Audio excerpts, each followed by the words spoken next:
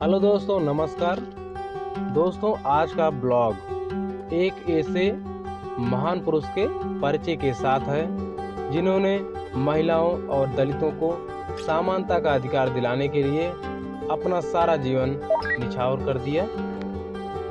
अब हम आप सभी को बाबा साहब के बारे में कुछ इतिहास को बताते हैं। बाबा साहब का जीवन कैसे गुजरा और वे किन परिस्थितियों से दलितों और महिलाओं को समानता का अधिकार दिलाने के लिए अपने जीवन को समर्पित किया, उनके बारे में कुछ जानकारी आप सभी के बीच में प्रस्तुत करते हैं।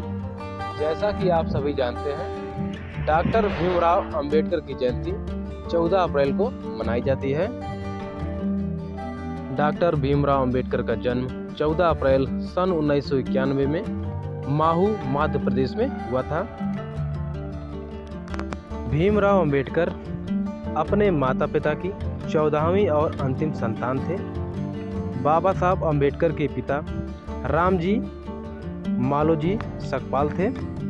उनके परिवार की जड़ें महार जाति से जुड़ी थी, जिसे तब भारत की अछूत जातियों में गिना जाता था।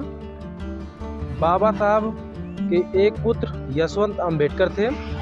अन्य 4 बच्चों की मृत्यु बचपन में ही हो गई थी। अंबेडकर ने 2 शादियां की।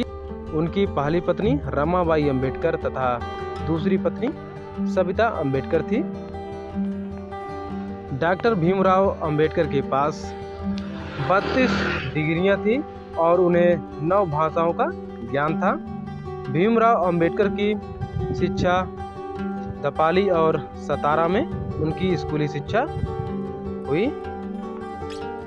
उनका कहना था कि अगर इंसानों के अनुरूप जीने की सुविधा को आमतौर पर स्वतंत्रता कहा जाता है, उसे विशेषाधिकार कहते हैं। मानव मुक्ति के पुरोधा बाबा साहब भीमराव अंबेडकर अपने समय के सबसे सुपठित जनों में से एक थे। प्रारंभिक शिक्षा के बाद बड़ौदा नरेश के प्रोत्साहन पर उच्चतर शिक्षा के लिए अमेरिका गए। फिर वहां से वे लंदन गए। उन्होंने संस्कृत का धार्मिक, पौराणिक और पूरा वैदिक मंडमय अनुवाद के जरिए पढ़ा और ऐतिहासिक सामाजिक क्षेत्र में अनेक मौलिक स्थापनाएं प्रस्तुत की। सब मिलाकर वे इतिहास मीमांसक, विधिवेता, अर्थशास्त्री, समाजशास्त्री, शिक्षाविद तथा धर्म दर्शन के व्याख्याता बनकर उतरे। उन्होंने कुछ समय स्वदेश में भी वकालत की।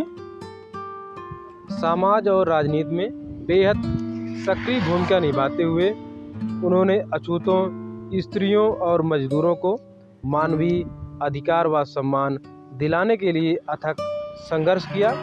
भारतीय संविधान निर्माताओं में से डॉक्टर भीमराव अंबेडकर आधुनिक भारतीय चेतन में अत्यंत महत्वपूर्ण आस्थावान के अधिकारी थे। उन्होंने जीवन भर दलितों की मुक्ति एवं सामाजिक समता के लिए संघर्ष किया।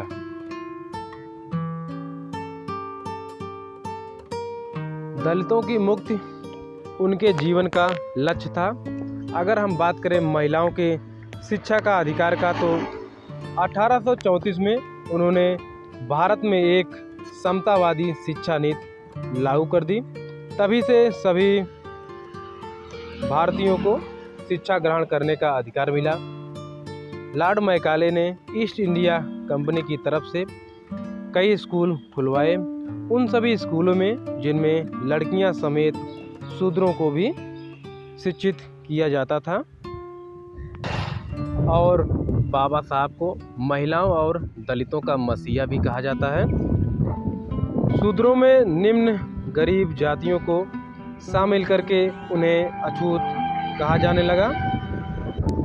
अछूतों को तालाबों, कुओं, मंदिरों, शैक्षणिक संस्थाओं जैसे सार्वजनिक जगहों पर वंचित कर दिया गया।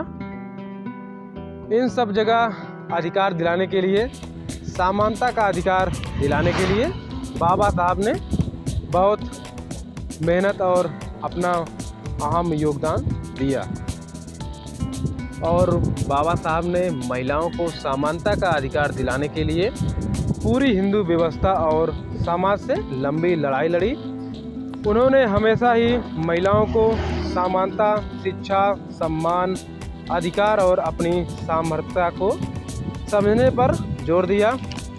उन्होंने महिलाओं को मनुवादी सोच से निकाला और महिलाओं के लिए शिक्षा के अधिकार सुनिश्चित करने के लिए काम किया। बाबा साहब ने दलितों के उत्थान के लिए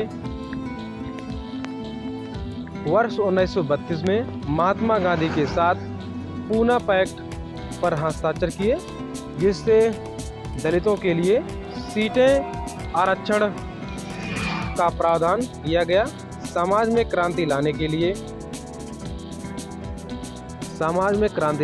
स्वयं बाबा साहब अम्बेडकर ने आनुवंशिक कार्यभार कानून को समाप्त करने का प्रयास किया और अंतरजातीय विवाह का समर्थन किया। उन्होंने नारा दिया, दलितों शिक्षित बनो, एकत्रित रहो और संघर्ष करो।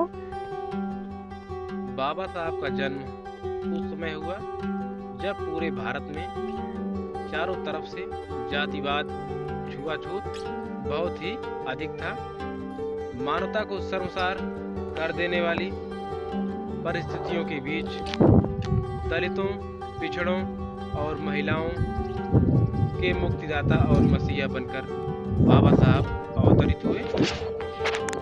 बाबा साहब ने दलितों और महिलाओं, मजदूरों, पीड़ितों को समानता का अधिकार दिलाने के लिए अपना अहम योगदान दिया। बाबा साहब की जयंती पर हमारा ब्लॉग वीडियो कैसा लगा हमें कमेंट में ज़रूर बताएं। मिलेंगे आप सभी को नेक्स्ट ब्लॉग में।